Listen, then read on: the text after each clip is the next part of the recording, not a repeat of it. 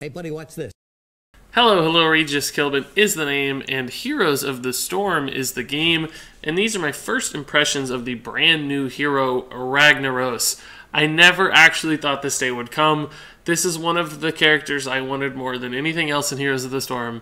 He just hit the PTR, and I'm unbelievably excited to try this guy out for the very first time. Now, as is standard with my first impressions videos, I really don't know anything about this character right now, so I'm learning him right here on the spot. So we're going to take a look at his abilities and all of his talents and see if we can't figure out exactly how good this guy might be and how to build his talents and how to play him in a strategically sound and correct way. So why don't we go ahead and jump into that journey, starting off with the basics here for Ragnaros. First and foremost, he is an assassin. And this is embarrassing, but I don't even know if he's melee or ranged. So clearly a ranged assassin, as you might expect from his very large hammer. He's sitting at 4,600 health, so that's a pretty solid health total. In fact, very large for a melee assassin. That puts him close to tank range. So I'm guessing he's not going to have a ton of survivability on top of that health total, but I genuinely don't know yet. So that's a lot to work with. Really cool character design, obviously. He looks really neat. Look at that. That's awesome. Such a great character. So let's go ahead and jump into his abilities to see what's up. Oh, actually, how much damage does his basic attack do? We didn't really see that, did we? So 395, so it hits hard at level 20. That's a competitive, nice big hit. Attack speed seemed reasonable. So his Q is called Empower Sulfurous. It's 25 mana, so it's cheap, and a very low cooldown at 4 seconds. Ragnaros' next basic attack is instant, dealing 487 ability damage in an area, and heals for 20% of the damage dealt. And that healing is doubled versus heroes, so it's actually going to heal for 40% of the damage dealt. And so on a single target, that means it's going to heal for about 200 damage, just under 200, something like 196, 194 maybe, 192, I don't know. And against multiple targets, since it does say it hits in an area, presumably that means it's a small AoE. So you're probably going to want to clip, yeah, and you can see the circle there, the radius is significant. Like, you're not often going to hit multiple people, but I bet it's good at stuff like this, for instance, hitting multiple dudes here. And you can see the heal is awesome. We got cooldowns off, obviously, so it's coming a little faster than it should, but Rag looks like he's going to be more than capable of soloing these, just because the heal stacks really nicely against multiple mercenaries. That was kind of stupid. You see, we cheated through half of it, but even in the second half, you could see how quickly that went. So I just made a mistake there, right? Like, you're not going to want to open with your Q. You're going to want to clip an attack so you get 2 in a row like that. Because it does say your next basic attack is instant. So it's based on basic attack damage. Even though it does ability damage, it's still more beneficial to clip your attack animation, I think. And yeah, like you can see there, between the globe and the natural heal, and I wasn't even casting it on cooldown, it was quite easy to handle that stuff. I don't think you're able to solo a boss. It looks like we're clearly getting pounded here. So it's not that level of healing, but still, I mean, pretty good. It's any kind of like 1v2 or just where there's a couple people clumped together or against minions, presumably. Let's go ahead and see this on minions as well. It's going to be fantastic for clearing minion waves. I don't know why that wasn't my first instinct. That probably should have been what I tested first. Oh yeah, that's nice. So like heroes standing in a minion wave, for instance, are going to heal you pretty significantly. So I don't think it's like a straight up dueling heal. It's not one of those super powered heals like, you know, maybe Thrall or Butcher or something where it's just like he's back to full health. But it's definitely enough to make a small impact. Plus the damage seems nice. We were very efficient at clearing that minion wave. So he's an assassin that has solid wave clear as long as he's able to get in there and get close range. So let's move on to his W. It's called Living Meteor, 60 mana, 12-second cooldown. So much larger mana cost and cooldown here. But has vector targeting again. That's a new thing we've been seeing lately, which is awesome. And it allows you to summon a meteor at the target point, deals 164 damage, and then rolls in the target direction, dealing 658 damage per second for 1.75 seconds. That sounds awesome. So yeah, here's the vector targeting. You can basically hit the button and then drag a direction to point this. And we got a nice little bowling ball. Let's go ahead and turn off cooldowns to see this in action. Yeah, look at that. I mean, it's got a wide enough thing that you can actually hit the tower and both sides, the wall and the gate. And because of the vector targeting, you can do stuff like this. That's really cool. Let's turn on some minions and see how good it is at clearing minions. It feels to me like the total damage, if you caught somebody completely in this, it would do basically 800 damage, which is very, very significant. Yeah, between that and your Q, you're just going to be able to light up minion waves. I mean...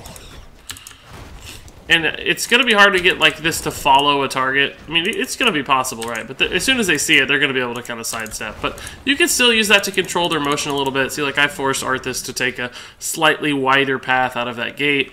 That might set up somebody else's skill shot. Like, you can do cool stuff. Plus, you can shoot behind gates too as long as you're close enough. So this ability and its vector targeting is actually really cool.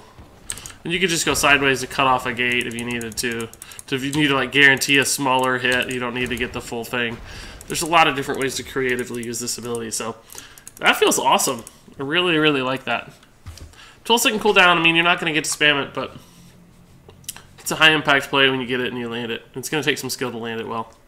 So let's move on to Ragnaros' E. It's called Blast Wave. 50 mana, 10-second cooldown. Ignite Ragnaros or an ally, granting 25% movement speed for 1.5 seconds before exploding, dealing 228 damage to nearby enemies. So this is literally just a Butcher ult, but with smaller numbers. And you know, a nice little damage. So that's, you know, the damage there is pretty minuscule, honestly. This is more about a movement speed increase. It's going to be good for chasing people down if they're trying to get away from you. Like, it's just going to allow you to close that gap and get off your Q or whatever. Oh, by the way, it's really cool how it lights up on fire when you activate your Q. See, that's awesome. That's really, really nice.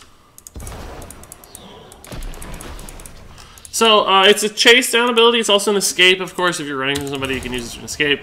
And you can actually cast it on an ally, too, so you can even help allies complete a chase if there's some other assassin or tank that needs to commit, or somebody else, if your healer's trying to get away and needs to gain some ground. You can go ahead and cast your E and pull that off, so that's cool. What actually happens when you mount up? Oh, I see. He just gets on like a... He starts surfing. Right. It's a slightly different animation, but really not that... Like, his body position stays almost identical. So it's going to be hard if you don't know Rag right away to tell if he's mounted or not, other than, obviously, his speed. But if he's just standing still, there's like a little tail behind him. But it's not the most obvious visual distinction I've seen in the game. I wonder if he has access to other mounts. Probably not. I didn't check that. That's pretty funny, though. So, that's the Rag's basic kit. Oh, we didn't even look at his D. What's his D? Oh, of course, Molten Core. 100-second cooldown. So, really long cooldown here. Basically longer than many heroic abilities. Channel on an allied or destroyed fort or keep to replace it with Ragnaros' ultimate form, temporarily granting new abilities, having 8,700 health that burns away over 18 seconds. Ragnaros returns to his normal form upon losing all health in Molten Core. So I guess if enemies are assaulting a fort, you can go ahead and take over the fort. And that is the coolest thing I've literally ever seen in my life. In the last 18 seconds, we've got some new abilities. Molten Swing. Wow.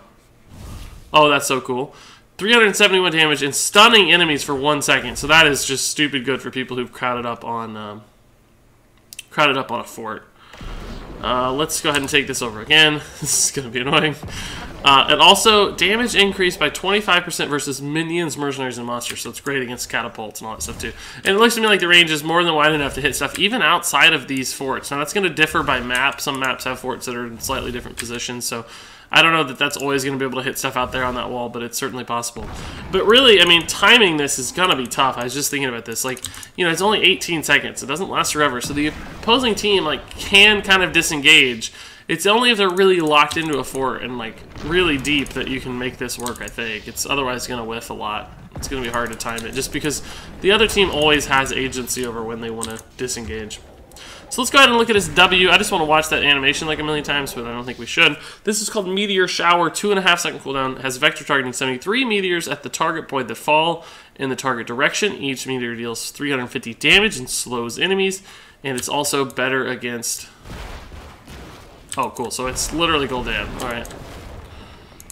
That seemed not as good as his normal one, but I guess it does. No, it really doesn't even do that much damage, so...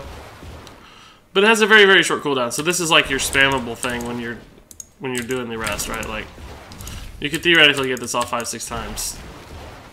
You also have E Explosive Rune, 4-second cooldown. Create a rune that deals 600 and... let's see if we can do this. Let's try to read it and cast it at the same time. Deals 658 damage to non-structure enemies after 1.5 seconds. Damage increased by 25% again, yeah. So this is just an AoE ground effect. It looks awesome. That rune, like, breaking through the crust of the map is really cool. So the Q there is clearly the strongest, but all three of these are great sort of point defense abilities. That's awesome. I'm kind of stunned that Ragnaros is considered an assassin by trade. He certainly feels like a specialist to me. I mean, he's got a very unique kit that does things that nobody else does. He's good at wave clear, which is not mandatory for specialists, but certainly indicative of many specialists. So it's interesting, but he does hit pretty hard, so I guess the assassin moniker does make sense. All that said, we've seen his ability, so let's go ahead and move into Ragnaros' talents.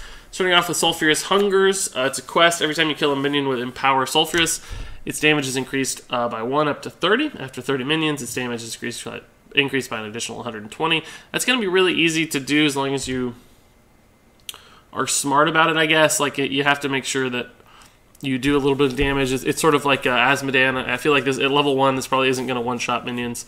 So you have to chip them down and then cast your Q or partner with a teammate who has good AoE and trigger those. But if you do, it's going to be very rewarding because that's a 150 damage increase, which is a huge boost on a 500 damage ability that you can use every 4 seconds. So that feels fine. It feels good. And then there's also Shifting Meteor. Hit 50 heroes with the Living Meteor. After 50 heroes with Living Meteor have been hit, its duration is increased to 2.25 seconds, and the ability can be recast to change its direction once per cast. Wow. So it gets half a second longer, which really isn't that much, but does do extra damage, right? Because the damage is based on the duration of the ability, it seems like. And being able to retarget it's going to be nice, because if it's going this way, you can like shift it up, right? You can do it again and kind of hit a target that changed courses. So it would help you secure kills. I think the problem here is hitting 50 heroes with this in the first place isn't going to be that easy. That's going to take a while. And I don't think the payoff is that big even after you get it. So this one feels like a less consistent version. Maybe very, very, very high-skilled players could take better advantage of this, both achieving the quest and then also mechanically taking advantage of the ability to redirect, which I'm not going to do right now, but you can kind of get the idea. So probably not for your average player. The pros out there might enjoy this one, but I still think Sulfurous Hungers is going to provide more reliability. There's also Engulfing Flame. Blast Wave's cooldown is reduced by 2 seconds, and its radius is increased by 15 seconds. So that's actually pretty good. So we target Rag. It's pretty short. Like, you don't really get to cover much ground doing this, right? Should always alt cast that one, not click yourself. Yeah, it's just so short. I mean, this does... It doesn't make it longer, but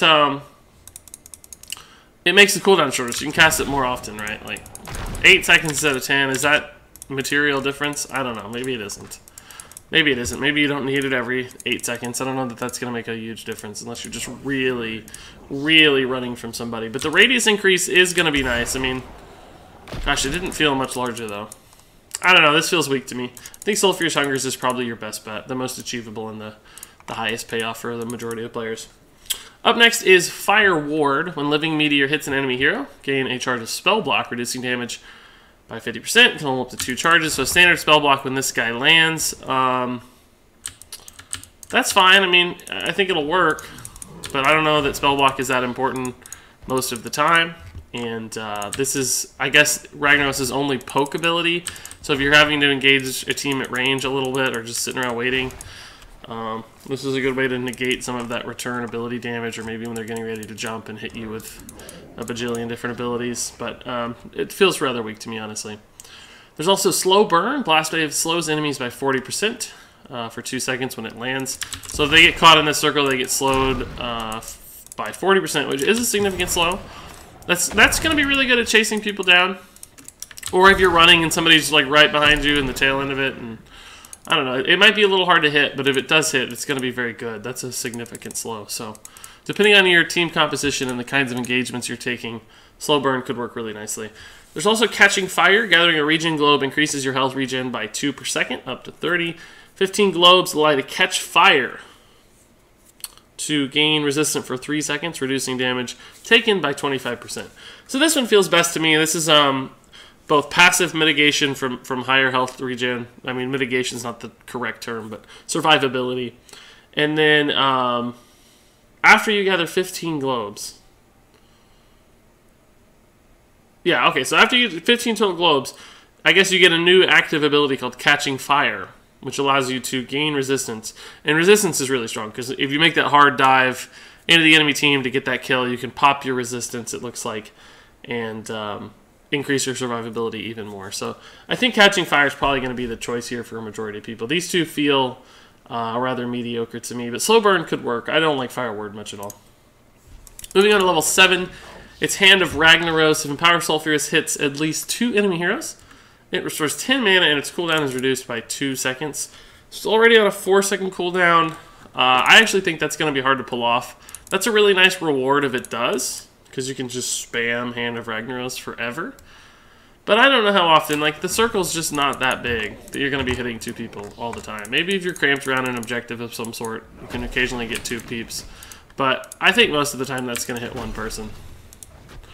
I think people are going to realize they don't want to be close to Ragnaros because of this ability. And maybe this will work in week 1, but not in week 2. So I think that's going to be weak. There's also Molten Power. Each enemy hero hit by Living Meteor increases the damage of the next Living Meteor by 15%, up to a maximum of 75%. So that's kind of weird, because this has such a long cooldown. The payoff on this is going to take forever. You know, so the damage just went up, presumably. Oh, we didn't select it yet. So we're at 658.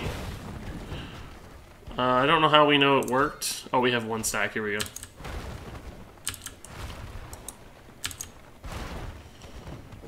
Yeah, it doesn't. It does not stack multiple times against the, like on 1 ball. It has to be each unique ball. I'm not understanding this.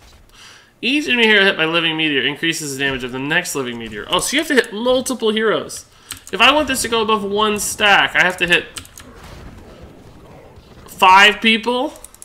I have to hit the entire enemy team with 1 ball in order for this to go up multiple stacks? That's crazy. I thought I could hit Arthas, it'd go up to 1. I could hit Arthas, it'd go up to 2. I could hit Arthas, it'd go up to 3. But that is not how it works. So usually that's going to be 1 or 2 at the very best. And honestly, I don't even know if this is going to be that easy to land. So I don't know. I mean, a 30% increase is not anything to scoff at on an ability that's this powerful. But I just don't know if it's enough damage. Maybe it is. I have to see it in action, how easy it is to hit against real targets. If it's easy to hit, this could actually be a pretty strong upgrade. But otherwise, I think probably not. When Blast Wave is used on Ragnaros, so when you use your E on yourself like this, its damage is increased by 100%. That's not even that good, because it's only 228 damage now. That takes it to 460 or whatever. That's just still not that big of a hit. That's 1 auto attack. It's certainly nothing terrible, but I think I'd rather have either of these, potentially, just because this already has a pretty long cooldown, so you're not getting it off that often. It's hard to hit, I suspect. I think I like these 2 better. But all 3 don't feel awesome to me. All 3 feel slightly above average. So who knows? It's probably just playstyle dependent, team comp dependent, actual in-game effectiveness dependent. So I'll have to test those some more to really tell you the answer. At level 10 for Rag's Heroics, up next is Sulphurous Smash. 75 mana, 60-second cooldown. So pretty reasonable cooldown for Heroic. You can hurl Sulphurous at the target area, landing after 0.75 seconds. Dealing 434 damage. Enemies in the center take a ton of damage and are stunned for 0.5 seconds. So that sounds really powerful. Nice little just extra AoE. Not a huge target area. Delayed cast. But if you hit people in the middle, they are basically screwed. Because that's a long stun and a ton of damage. 1,300 damage is nuts. So this is a fantastic finisher. People like running through a gate, you know, like Try to run through the gate, bro. I dare you. Like, even if you hit them on the outside, you're getting a nice hit. If you do land it perfectly in the middle, you're going to destroy them. Plus, it's hitting forts and stuff, too, so that's, like, the ultimate gate crasher ability. It's got a short enough cooldown, too, that you can kind of take some risks with it. That feels very, very good to me. The stun's going to be nuts. Let's see if we can hit Arthas with the stun here. Gosh, Lava Wave sounds like it's going to be good, too, though, so who knows. Where are you, Arthas, bro? We missed. This one will hit. Well, that 0.5 seconds really didn't seem that long, but... Of course, this is overpowered, being able to cast it off cooldown.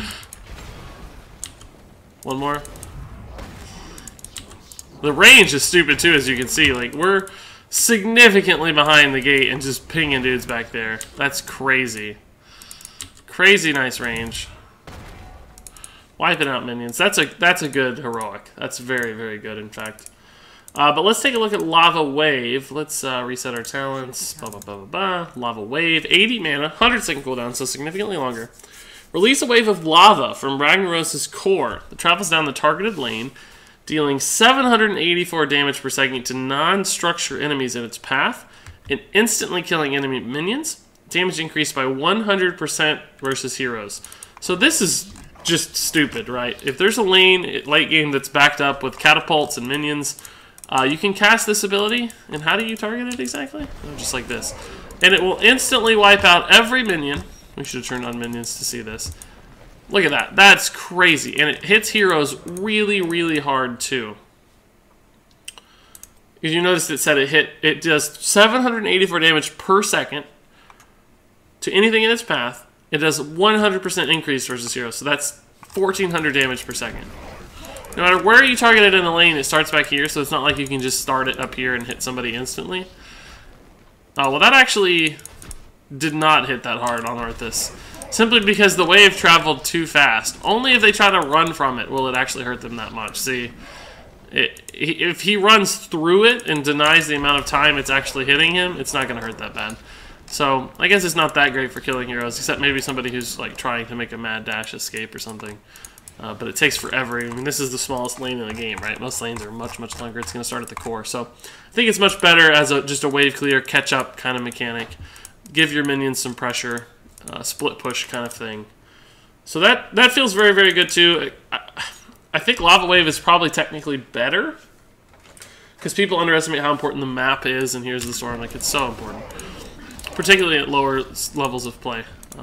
Team fights are obviously vital too, but never gonna get him. All right, that's actually really fun to just cast though, because he says "By fire be purged" and it's cool. Oh, nice, cool. I'll take it. So, you know, and most people might be better off with Lava Wave. It's a little easier to hit, and you know it's gonna do its job as long as you pick the right lane. So. Both are pretty good in my opinion, though.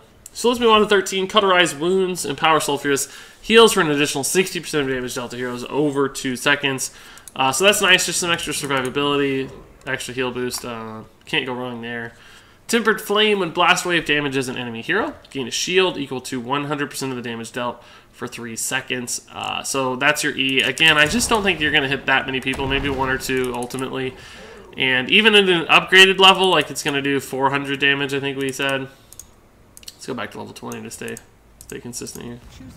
So I don't think that shield's going to add up fast enough to really matter. I just don't think it's going to be a nice enough shield. And it's on a pretty long cooldown too, so that doesn't feel that good. You've also got Resilient Flame. When stunned, gain resistance for 3 seconds, reducing damage taken by 50%. That's actually kind of crazy against certain teams, right? Any team that has stuns and is trying to pick you off after you make a dive or hard commit into an engagement with a counter stun, this is going to blow them up because they're going to waste all their burst on you and you're not going to take any damage. So this is a fantastic niche pick whenever you need some survivability against the stun comp. That's really, really cool. So I think probably Cauterize Wounds most of the time, and Resilient Flame in certain situations. Moving on to 16, we've got Giant Scorcher. Power Sulfurous burns enemy heroes for 9% of their maximum health over 3 seconds.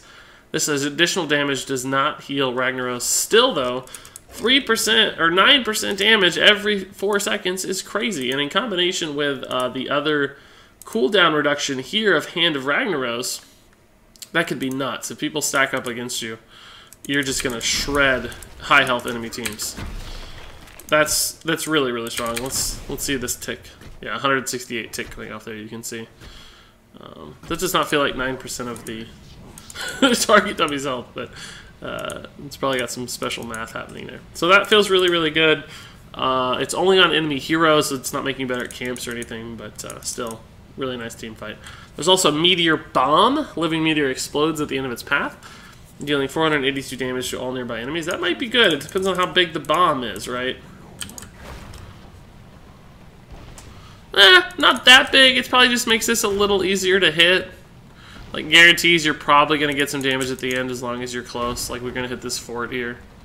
So, yeah, that's actually good, too. I like both. I like both. If there's more of a pokey-style team fight where teams are just poking at each other constantly and you're not able to get in there and hit people, this will be better than this. There's also Blast Echo. After Blast Wave explodes, another Blast Wave is created on Ragnaros. That's actually kind of intriguing. Assuming that second Blast Wave is talented and gives you the shield, maybe that makes the level 13 shield here even better. Or some of the other Blast Wave talents. Because even if you miss, presumably it's going to go again and just give you twice as much speed duration, right? So that's kind of cool. This might be better than all the other Blast Wave talents and might even make Blast Wave halfway decent. I kind of like Blast Echo here, but all three of these feel good to me, so it's another one of those. It's sort of a cop-out to say it's team composition dependent, but that's really true with a lot of talents. So I think all three of these are probably going to end up being playable in certain scenarios. So let's move on to level 20, final set of talents. The upgrade to Lava Surge is first.